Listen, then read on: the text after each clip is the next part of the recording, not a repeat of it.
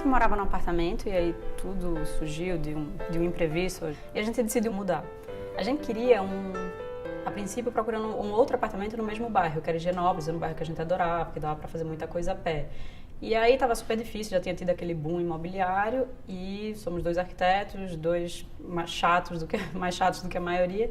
E a gente decidiu procurar casa, essa foi a primeira que a gente viu. E eu acho que estava super desvalorizado, preço bem abaixo do mercado, porque é um lote muito estreito, uma casa muito detonada, que a princípio para a gente não daria para reformar. E a gente acabou decidindo por comprar e demolir. É um terreno de 120 metros quadrados, ele tem 4 de frente e 30 de fundo, que aliás é o nome que a gente deu para casa, 4x30. E é um tipo de casa, um tipo de lote bastante tradicional do começo do século passado, para casas geminadas, digamos, um padrão de habitação operária, digamos assim.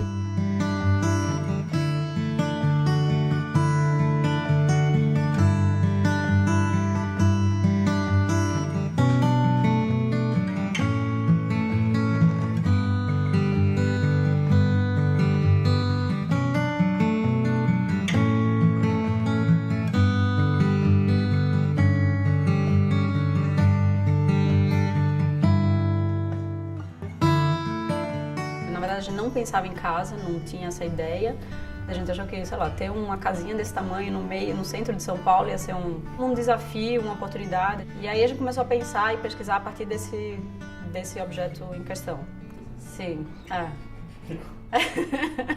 Não deu briga, mas é difícil porque, assim, na verdade, o que aconteceu? A gente acabou fazendo muita coisa que a gente diz pro cliente não fazer, do tipo, mudar durante a obra, o projeto, ou não ter um deadline, sabe? Então, na verdade, o que a gente mais ficava tentando fazer, às vezes fazia uma versão do projeto e aí, será que tá o mais diferente possível? Será que a gente não pode testar mais, não pode investigar mais? E a gente ficava tentando cada vez mais fazer como se fosse um objeto de estudo, que coisas que o cliente talvez não toparia, a gente acabou topando fazer. Acabou que no final eu meio que tive que fazer como se fosse o arquiteto dizer, chega, vamos construir, que não dá para mudar mais.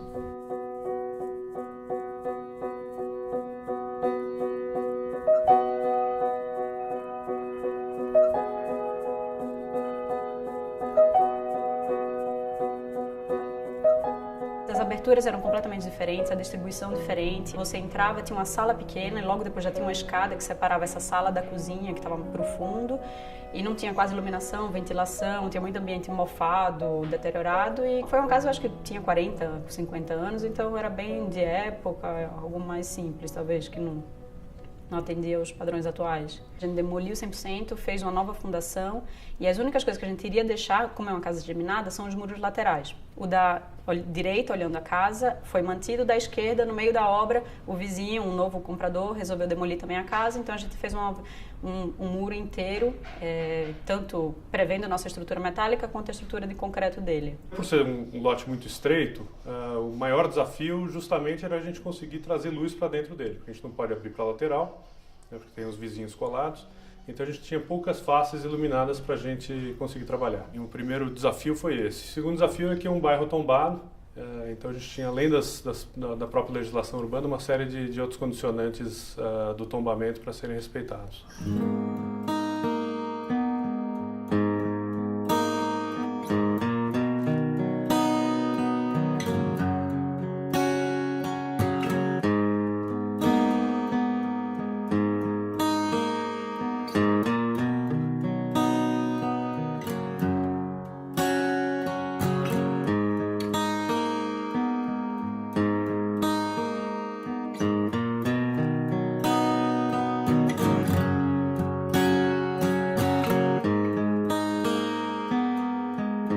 Espaço bastante brasileiro, na verdade, mas acho que no Brasil a gente ainda tem uma certa tradição, um certo gosto por fazer espaços muito grandes e algumas referências que a gente foi buscar para entender esse tipo de espaço melhor e conseguir projetar foram exemplos japoneses ou holandeses, onde esse tipo de construção é bastante mais comum. Então, para trabalhar uma casa dentro de um terreno que é muito estreito, que não é o padrão, é uma metragem de casa muito reduzida, a gente teve que abrir mão de determinadas questões importantes para uma casa de São Paulo e, por outro lado, lançar mão de outras soluções que seriam mais interessantes. Então, a própria integração dos espaços considerados de serviço com espaços sociais, eliminação de espaços fechados que seriam, digamos, desejáveis numa casa de 20 anos atrás, a gente tentou fazer o mais... uma casa meio despida, na verdade, desse tipo de espaço, né? Por exemplo, a nossa vontade de trazer a sala para junto do jardim e tendo o jardim que ficar numa determinada posição do terreno por conta do tombamento, fez com que a gente tivesse, por exemplo, a cozinha como um dos espaços principais, espaço de entrada da casa. Então, como lidar isso de uma forma não só a integrar a cozinha, mas fazer com que ela seja de fato um espaço interessante. A gente optou por rebaixar ela, então a gente acabou separando um pouco desse eixo de circulação que vem ao longo de todo esse painel e acabou valorizando ela, porque ela tem um pé direito 75 centímetros a mais do que o resto da casa.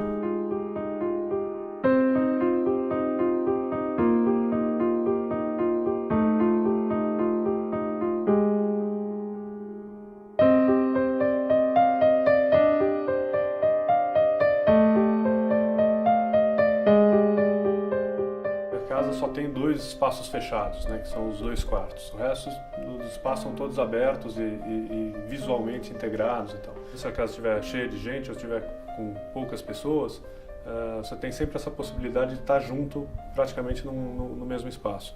O que a gente exercitou aqui, na verdade, foi criar uma lógica de circulação na casa, onde a gente sempre se sentisse, digamos, convidado a frequentar a casa toda. Então, esse grande painel de ladrilho hidráulico no artista plástico chamado Fábio Flax, ele ocupa toda a lateral da casa e ele organiza toda a circulação horizontal. Então, sempre que você se deslocar na casa horizontalmente, você está margeando, você margeia esse painel. E a escada estando no fundo da casa faz com que você sempre tenha que circular pela casa inteira, passando pelo jardim. Então, o jardim não ficou no fundo da casa, também não ficou num espaço que você não possa ver ou usar.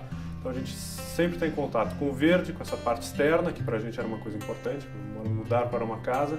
A premissa é essa, né? Você tem um contato com uma área externa que no apartamento não necessariamente você tem. E esse contato com uma coisa que para a gente é importante, que é a arte, você poder sempre se organizar em função desses 2 elementos. Então com isso a gente usa 100% da casa todos os dias.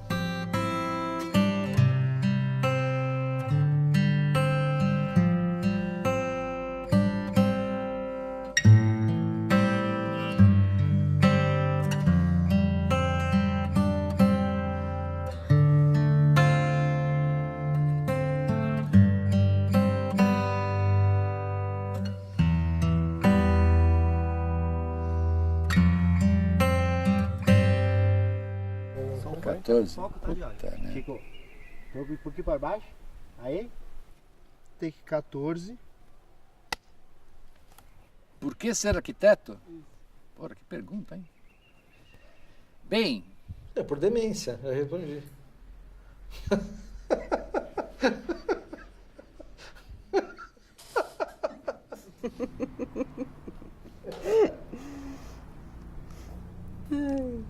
Pode responder?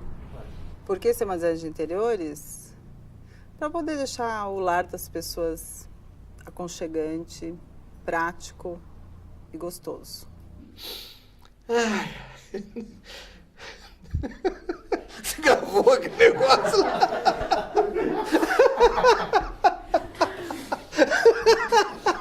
Ser arquiteto é participar da transformação do mundo nesse sentido.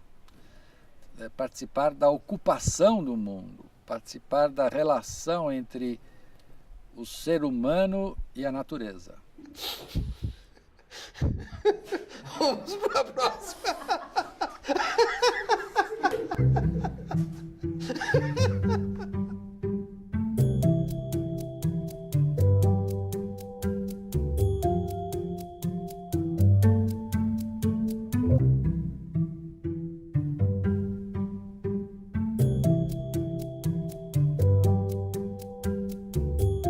A estrutura metálica veio desde o começo, primeiro, como teste, já que a gente não tinha feito uma casa inteira com estrutura metálica. Segundo, pelo tamanho do terreno, o terreno é muito pequeno, então você precisa de um canteiro de obra grande para poder fazer uma estrutura mais convencional. Então tem escoramento, guarda de material, e a estrutura metálica ela chega e em uma semana é montada. E ela chega pronta já só para montar. Então, pelo tamanho do terreno e pela rapidez também que a gente queria que essa casa ficasse pronta, era a melhor opção que a gente poderia escolher como sistema construtivo.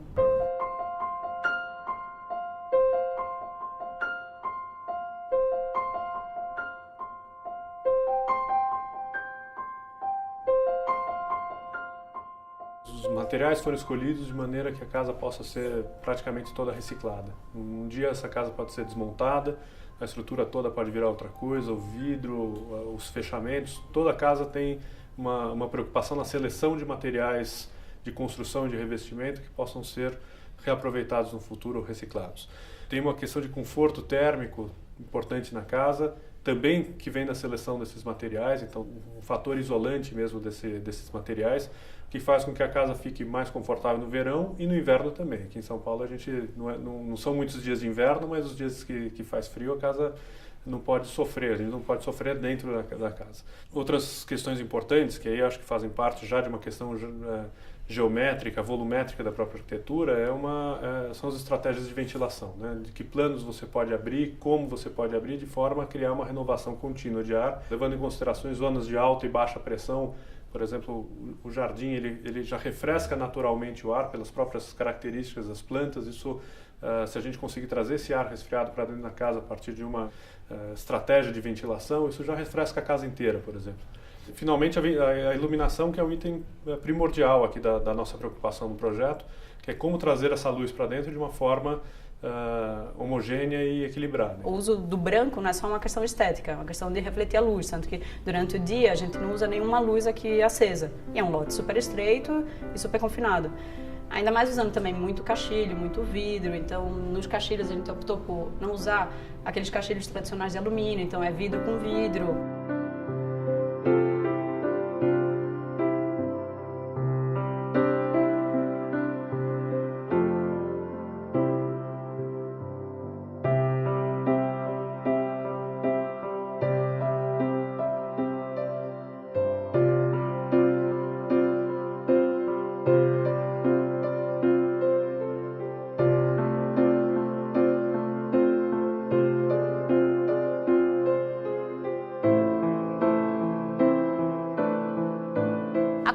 Era um renque de casas geminadas, todas iguaizinhas. Então era um telhado inclinado, com telha-canal, mas bem mais alto do que esse e que não tinha uso no telhado. O que a gente optou por fazer em cima da estrutura uma telha metálica, menos inclinada, e colocar um deck. Então a gente acabou ganhando uma área que a gente nunca teria. E num terreno tão pequeno, cada metro quadrado é valioso. E em volta, em vez de colocar guarda-corpo, ou sei lá, elementos que seriam mais altos e deixariam menos limpo o espaço, a gente acabou colocando esse sky garden, que é como se fosse um substrato de terra e plantado uma vegetação. Então, a pessoa quiser pular, pode, mas vê que não deve. Então, é como se fosse essa barreira e é um conforto térmico e visual também que a gente queria ter.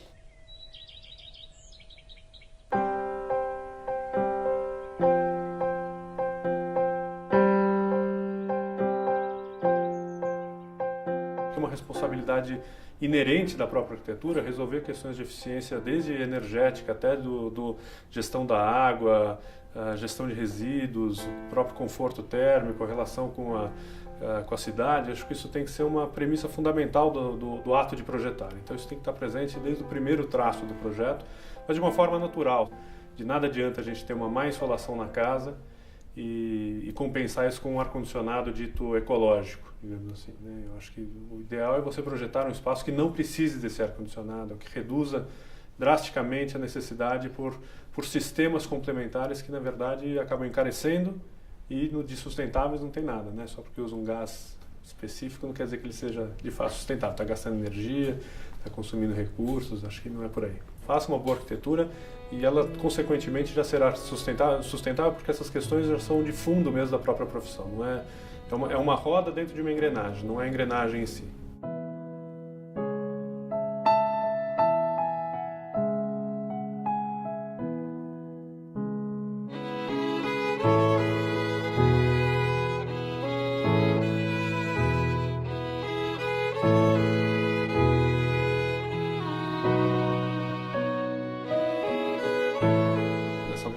Para 2 pessoas, para um casal jovem, e a gente pretende usar cada milímetro da casa. Então, Para a gente o mais importante era isso, que era um espaço que a gente pudesse de fato usar.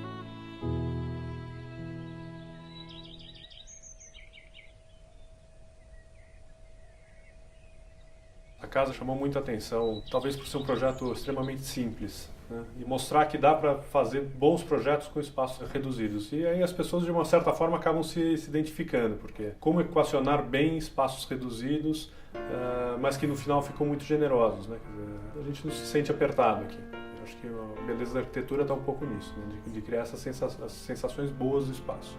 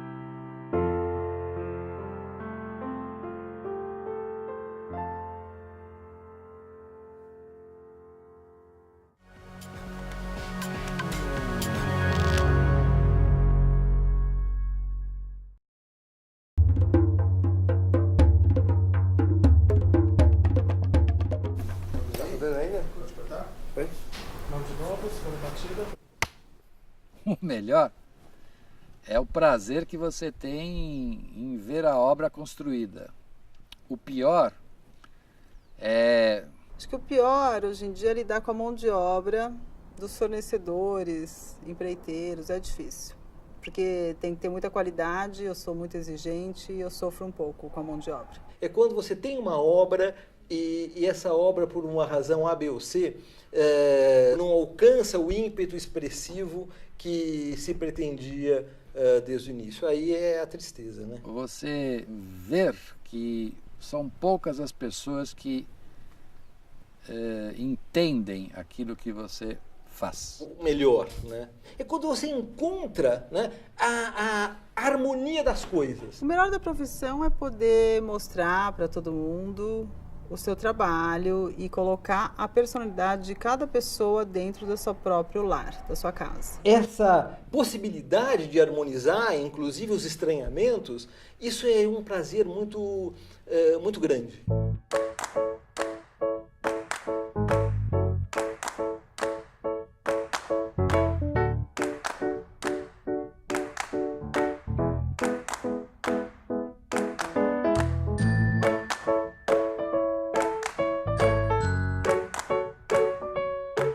A gente só visitante na Antártica, a gente não é morador lá, tem que preservar a natureza, então por isso tem que pensar numa forma sustentável e meio humilde de se apoiar na natureza sem fazer estragos, que é a maior dificuldade. A Marinha que lançou esse concurso, que já é uma iniciativa incrível de chamar um arquiteto, porque é um objeto técnico, e em geral um arquiteto nunca fez, nunca chegou a saber projetar uma base antártica. Como é muito longe, tudo tem que ser construído antes de levar na Antártica. Você não tem direito a erro porque tem 6 meses de verão só. Depois de 6 meses tem a noite austral que vai durar 6 meses. Eles falam, tem um momento, é muito bonito, 1 mês e depois vira um inferno branco. O inferno é a natureza e também a convivência com muitas pessoas. Então tem que aprender a lidar com isso. Por isso que é importante tentar introduzir um pouquinho de humanidade no pensamento do desenho da base para deixar intimidade.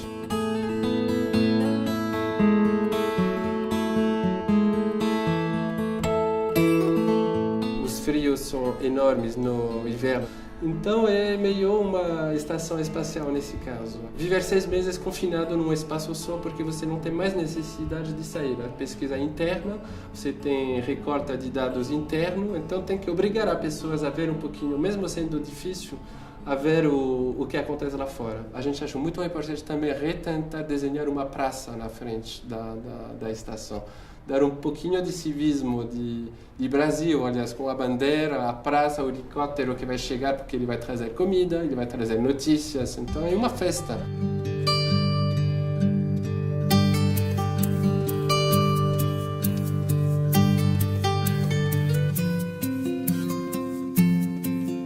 Lá tem silêncio absoluto. Qualquer gota que vai pingar pode virar uma tortura. De verdade. E o outro também, que vai ouvir música, ou que vai pesquisar, ou que vai trabalhar, pode virar um inferno para a gente. Então a acústica, esse segmento da acústica é muito importante. Para mim era o frio, o fato de você estar muito longe, não, e a acústica era muito, muito importante.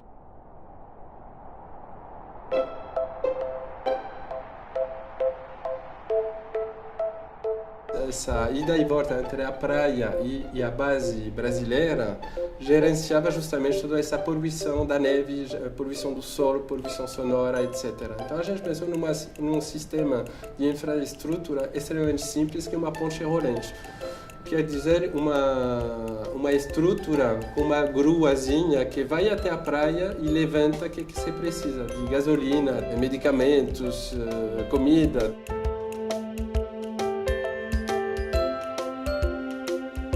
Tinha que cuidar das portas, das conexões horizontais, mas também verticais, para amostras de pesquisa, para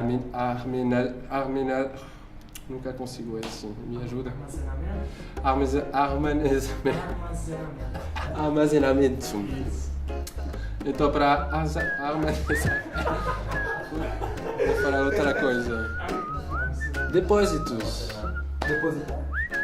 Armazenar, tá bom.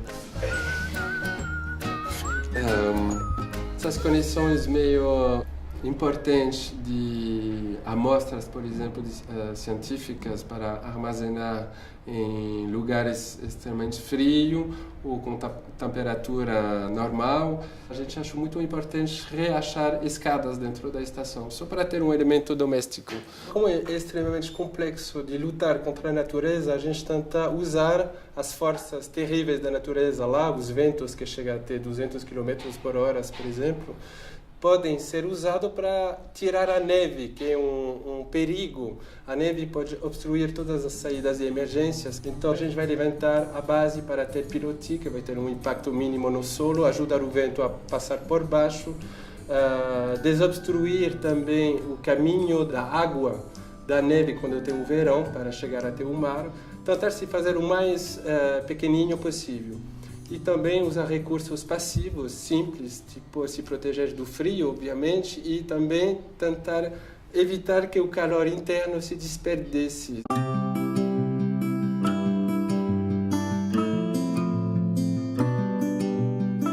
Durante 6 meses tem sol quase todos os dias, quase 20 horas ao dia. Então você pode usar para aquecer a água. E também, quando você toma uma ducha, você usa uma água quente, que está desperdiçada no ralo.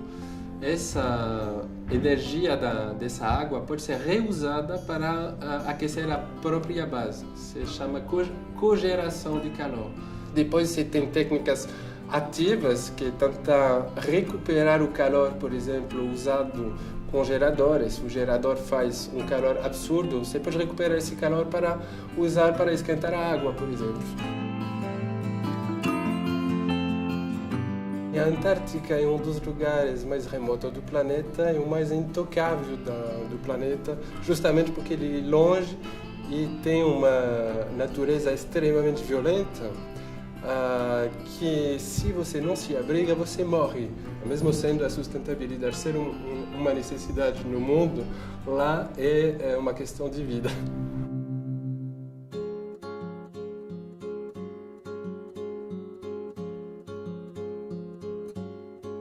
Nem sei dessa gente toda, dessa pressa tanta, desses dias cheios, meios dias gastos. Quando eu tinha 3 anos ou 4 anos, minha mãe escreveu naquele diário do bebê que eu só dava atenção para as plantas, para as coisas da natureza e não ligava para as coisas que ela comprava, né? Então já vem de longe, mesmo eu tendo nascido em São Paulo, morado em apartamento, num bairro muito urbanizado, como era Moema, eu acabei sempre gostando de vegetação, de planta, estudando, somente a vegetação nativa. Em certa ocasião eu cheguei a ter 200 mudas de árvores nativas no terraço do apartamento, que deu um rebuliço familiar, e eu acabei tendo que plantar isso num sítio de um tio, fazer um reflorestamento. Eu tinha 12, 13 anos.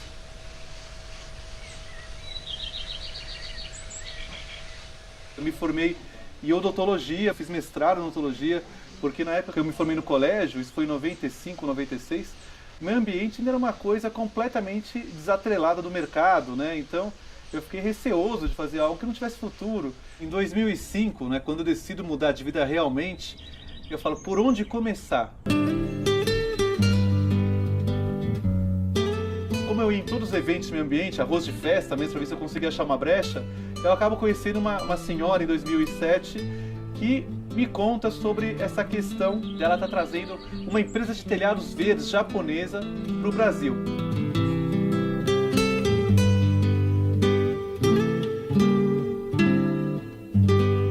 A cidade foi planejada para especulação imobiliária, aproveitando os espaços ao máximo para venda, para a circulação de carros, e o verde ficou sempre na berlinda. Então o que acontece é que hoje a gente tem em São Paulo a situação de, por exemplo, 2,6 metros quadrados de área verde por habitante, o que é muito pouco se a gente pensar nos 12 metros que a ONU recomenda.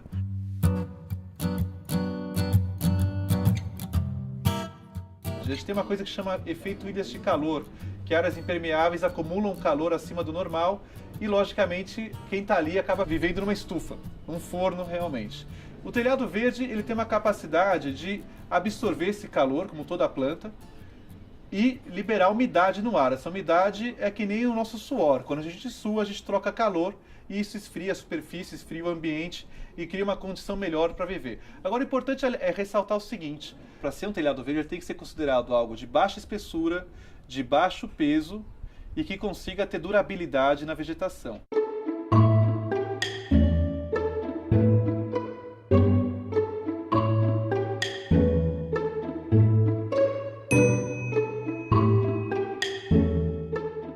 Sustentabilidade em casa com o Ricardo Cardim, take 10.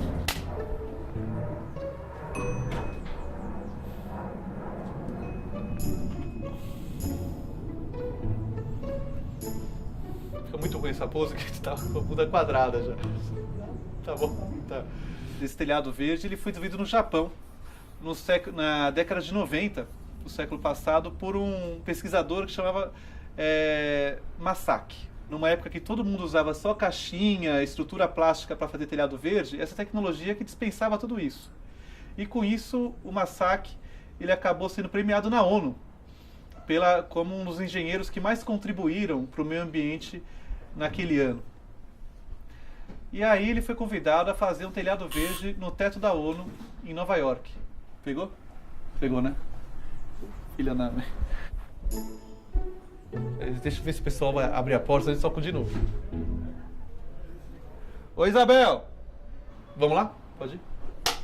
Como ele ganhou esse prêmio na ONU, ele acabou sendo convidado para fazer um telhado verde na cobertura da sede da ONU lá em Nova York. E ele fez ali um jardim japonês, com essa tecnologia Sky Garden em poucos centímetros de espessura.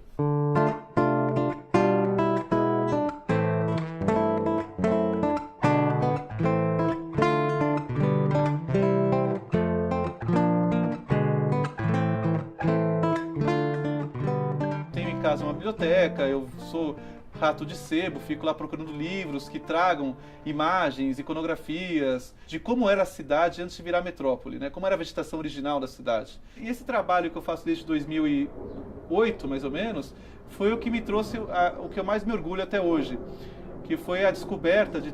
Tá. Agora é sereno, tudo junto, né?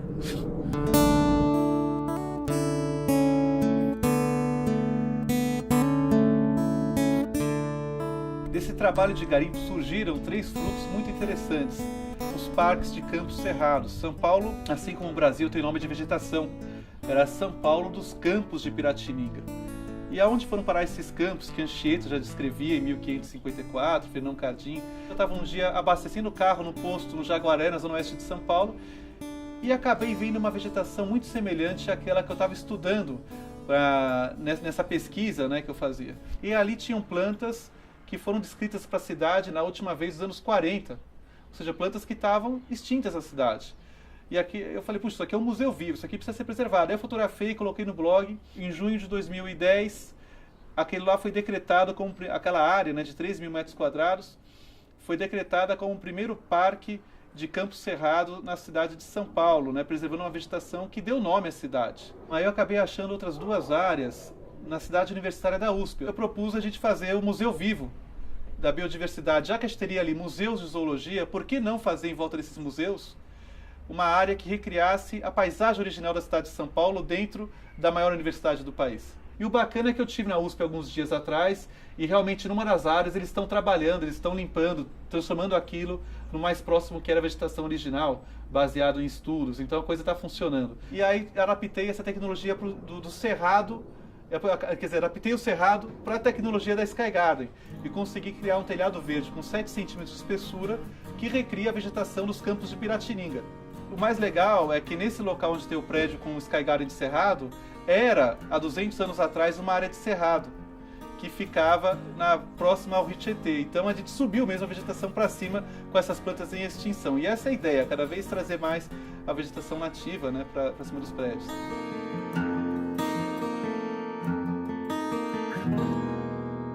O trabalho que eu fazia na odontologia era de restauração de faces.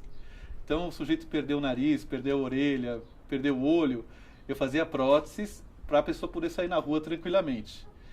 E agora o sujeito está pensando nisso, né? O que eu estou fazendo é restaurar a paisagem original, fazendo com que ela que se estabeleça harmonicamente com o meio urbano, né? Harmonizar o meio urbano com a paisagem original, que até agora foi um conflito incessante.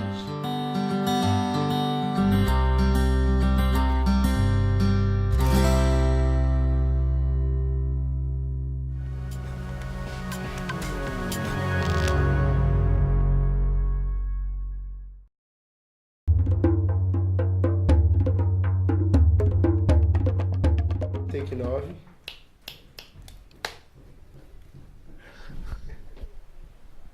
Planeta ideal.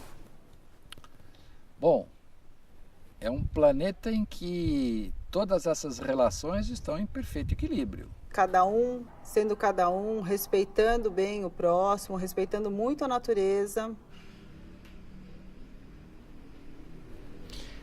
Que pensar numa ideia de mundo ideal? Eu diria que eu não faço a menor ideia. Que seja bom para nós hoje, terá que ser bom para os nossos tataranetos, né?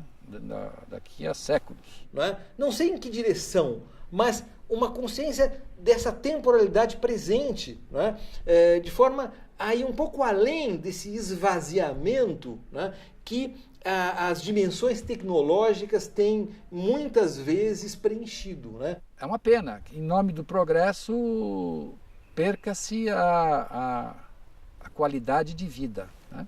É isso. Pô, virei normal de novo. Pô, a culpa é de vocês, mas por causa dessa pergunta aí.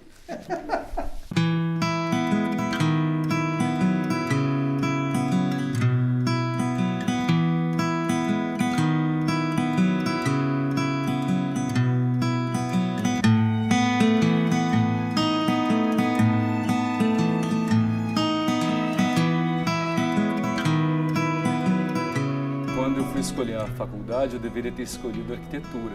Era o natural, mas eu tinha um lado muito idealista, assim, de consertar o mundo. Eu achava que medicina era onde você podia ajudar as pessoas, curar as pessoas. Trabalhei 15 anos com moda, tive uma trajetória bem cheia de desvios e finalmente o meu sócio um dia falou: André, vamos desenhar, vamos criar alguma coisa. Daí eu falei, mas criar o quê, né? Desenhar o quê? Daí ele falou, vamos desenhar móveis que a gente teria na nossa casa.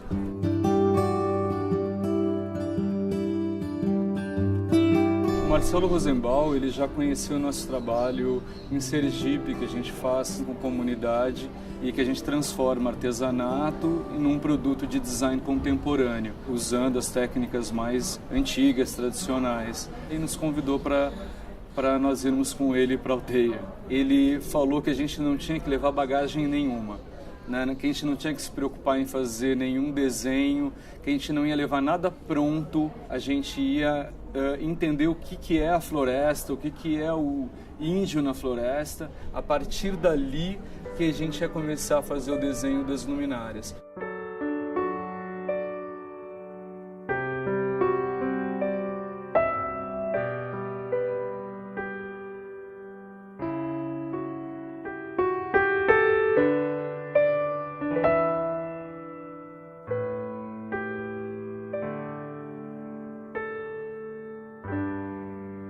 É a aldeia Nova Esperança, eles são da tribo Iauanauá. O que eles estão tentando fazer nos últimos 30 anos é voltar a ser índio, porque eles não eram mais índios, eles nem falavam mais o idioma deles. Começaram a reeducar toda a população indígena nos cantos, nos ritos, nas danças, na caça, na pesca e também no artesanato, que há 100 anos atrás devia ser com sementes, mas que há 30 anos eles fazem com miçangas que são importadas da Tchecoslováquia. E exatamente pelo brilho do vidro da miçanga, que parece muito com as mirações que eles têm nos rituais que eles fazem de dança, de canto, enfim. E quando eles têm essas mirações, eles veem os mitos deles de uma forma geométrica, e eles reproduzem essa geometria da jiboia, do jacaré, da borboleta, nas pulseiras, nos colares. E foi exatamente esse trabalho dos desenhos que eles chamam de Kné, que foi o nosso ponto de partida para o desenvolvimento do trabalho das luminárias.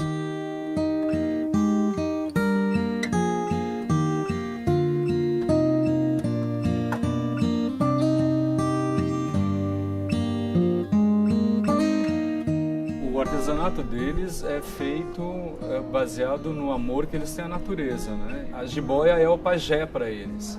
Eles desenham a vértebra da jiboia, a cabeça da jiboia. Então a gente falou, não, a gente tem que fazer uma luminária que tenha a jiboia. Fizemos uma que é gigantesca, né? Que ela tem 2,20 metros. Essa foi a primeira luminária, mais conceitual, né? E depois nós desdobramos a peça junto com os índios para uma peça mais de iluminação mesmo. Não existe a morte na cultura indígena, daí houve um guerreiro que cortou a cabeça de um outro guerreiro e levou ela num saco. Daí dessa cabeça começaram a sair cocares, e cada cocar deu origem a um povo indígena. Então a gente criou essa rede lembrando o ninho do japu, que é um pássaro, que o ninho é um cesto gigantesco.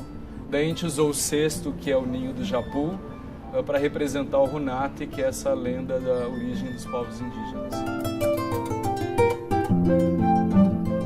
Nós fizemos uma peça também que é o jacaré, porque eles também têm uma história do jacaré, que o jacaré era a ponte entre as aldeias, ponto de contato entre uma aldeia e a outra. Assim como a arara é a mensageira entre uma aldeia e a outra. Então, cada luminária tem um pouco da história. Eu cheguei lá apavorado com cobra, assim, com medo de ser picado por uma cobra. Teve um dia que eu, caminhando pela floresta para ir para onde era o meu acampamento, eu vi uma sucuri e foi impressionante, assim, porque mudou a minha percepção, assim, é como se eu tivesse de frente a um ser sagrado. Eu já não tinha mais aquela coisa do medo e do sair correndo. Claro que eu me afastei, obviamente, mas quase que reverenciando aquele ser, assim. Você sente a dimensão do universo e você sente o quanto a gente é pequeno frente à natureza, e quando a gente tem que amar a natureza e respeitar a natureza, porque a gente é uma fragmento dela. É o nosso lar original, assim. Eu acho que o homem tem que voltar para a floresta.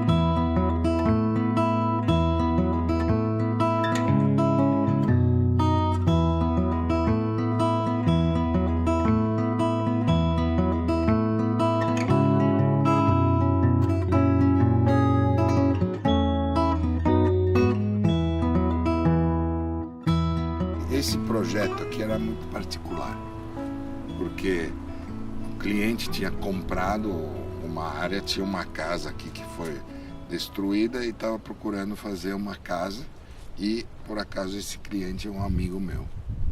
Me pediu uma sugestão, eu disse, olha, eu acho que a gente está em São Paulo, não vamos brincar de fazer casa assim, o assado, vamos tentar ser contemporâneo e ver o que dá. E apresentei o Isai Weinfeld, que eu tinha minhas dúvidas se ele ia aceitar, porque não era o estilo dele. Ele aceitou e nós trabalhamos mano a mano desde o início.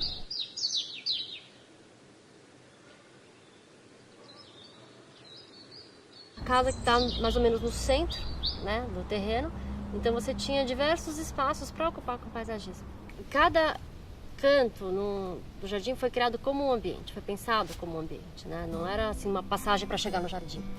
E foi assim, foi criando. Eu lembro que essa pérgola, ela foi realmente reflexo, né, da arquitetura, da varanda, então ela é uma continuação quase da casa nesse espaço. A sala de jantar precisava ter um enquadramento no fundo dela que não fosse o muro do vizinho. Então criou-se um muro quase que já existente, né? Só que é criado, onde é uma fonte natural que você não abre a janela, mas tem aquela finalização, faz parte da sala. E é um jardim que tem muitas obras de arte. Não nasceu do projeto, né? As obras foram sendo adquiridas e colocadas com o Léo, como fosse. Né?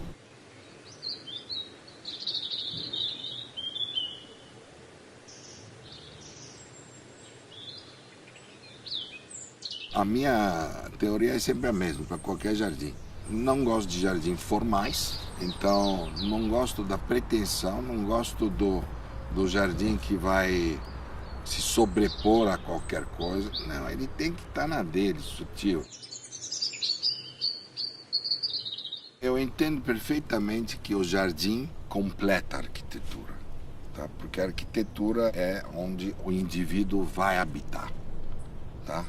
Então, eu entendo que eu realmente sou um complemento. Eu gosto de olhar o projeto, gosto de imaginar o que vai acontecer com ele, né? E aí eu vou enfeitar a noiva como eu posso.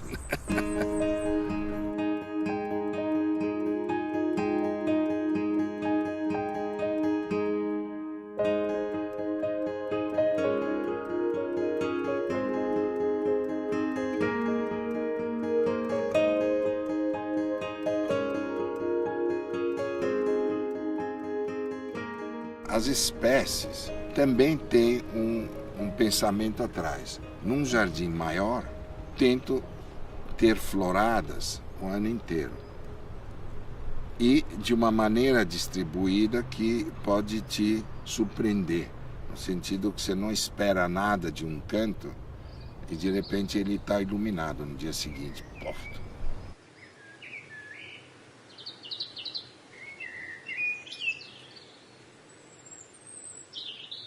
O melhor de tudo é que a gente vê que é um jardim vivo, né? E como, claro, tudo cresceu e surpreende. As árvores foram plantadas há 12 anos atrás, já grandes, mas hoje elas são imensas, né? Aqui temos azaleias que estão nessa época são floridas. Temos camélias, que são de inverno também. Tem 2 tipos ou 3 tipos de ipês, que cada um estende a florada de uma forma. Azaleias, já falei. Frutas, jabuticabas. A outra, aquela da fruta vermelha lá. Aquela do Natal, que você abre e é sangue dentro. A romã. Tem várias frutas, mas você também não pode fazer um showroom de plantas, né? Você não vai vender plantas aqui.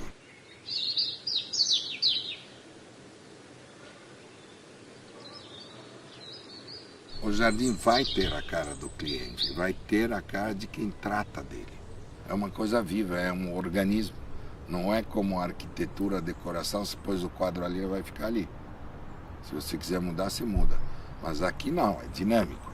A satisfação, por exemplo, nesse jardim, é que o cliente gosta do jardim. Ele tem uma intimidade com o jardim. Porque muitos dos clientes não sabem lidar com o jardim. Eles olham como se fosse uma tela parada no tempo. E não é. Então, que aliás é a beleza do jardim, de você se surpreender sempre, né?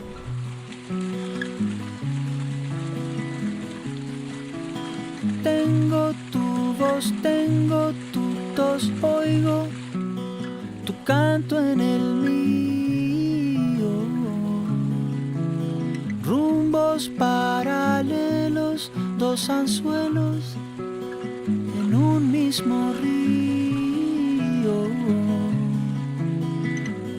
A motivação foi essa, ter um fundo para uma sala de jantar, que é uma sala muito bonita e que é voltada para um vidro muito grande, virado para o muro do vizinho.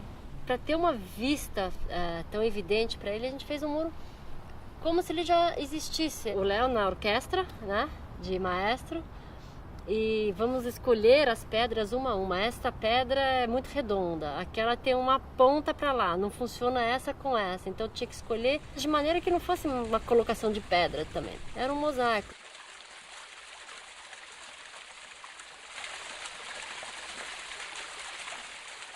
Eu nunca saí da faculdade querendo paisagismo. Eu tive uma possibilidade de estágio em outro escritório, onde eu tomei um pouco do conhecimento do quão profissional que é de fato o trabalho paisagismo, como arquitetura. E logo em seguida fui trabalhar com o Léo. Era quase que recém-formado, eu era recém-formado. A cada dia era uma surpresa, a cada dia era melhor do que o dia anterior, né? Eu ia assim me surpreendendo, me acrescentando, eu gostava, fui entendendo o quanto isso é uma arquitetura também. Eu sempre fui muito sensorial. E, para minha felicidade, eu vi uma pesquisa sobre como desenhar produtos mais agradáveis, mais bonitos, E esses jovens chegaram a uma conclusão de que a coisa mais legal que nós homens temos, que gostamos, é sexo. Sexo, mesmo quando é ruim, é bom, certo? E ele emprega sexo os 5 sentidos. Então, se você conseguisse fazer num objeto, trazer essas qualidades que são do cheiro, da forma, da visão, do olfato, tudo isso, teoricamente você teria um objeto de desejo mesmo, tá? Eu vejo que isso acontece no jardim. O jardim tem que ter as cores que mudam, ele tem que ter os cheiros que vêm, ele tem que te convidar a se sentir como a gente está sentindo agora, no fresco, no ar, na sombra, na água. Senão não é um jardim, é qualquer outra coisa, mas não é um jardim. Então, se a gente incluir os 5 sentidos aqui, vamos estar mais próximo do sexo possível.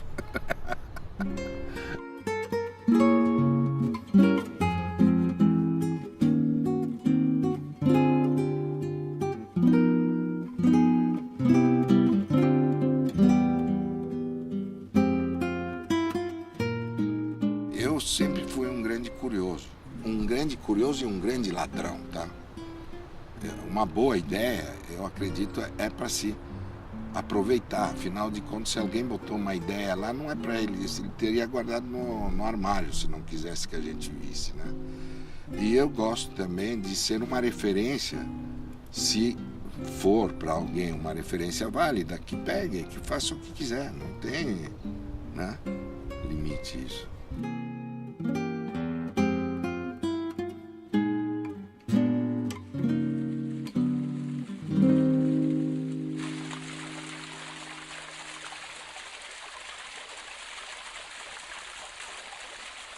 Você não pode, eu posso falar? Você não pode esquecer que tudo começou num jardim, né? Tudo. Então estamos aí, tentando retornar aquele jardim sem a cobra. Talvez. Ou talvez a cobra fosse a coisa mais legal de tudo isso.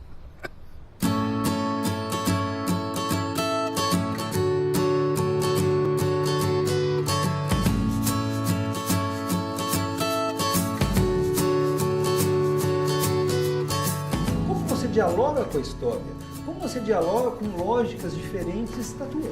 Sentar não entra na moda, deitar porque cansou, trabalhou o dia inteiro, você vai dormir 8 horas, você vai dormir uma boa cama, de madeira ou não, ela não vai entrar na moda ou sair da moda. É uma confusão que eu falei, jurei, nunca mais eu vou embutir canos. É possível fazer, muita gente faz bonsai de cerejeira, mas é para quem tem muita paciência.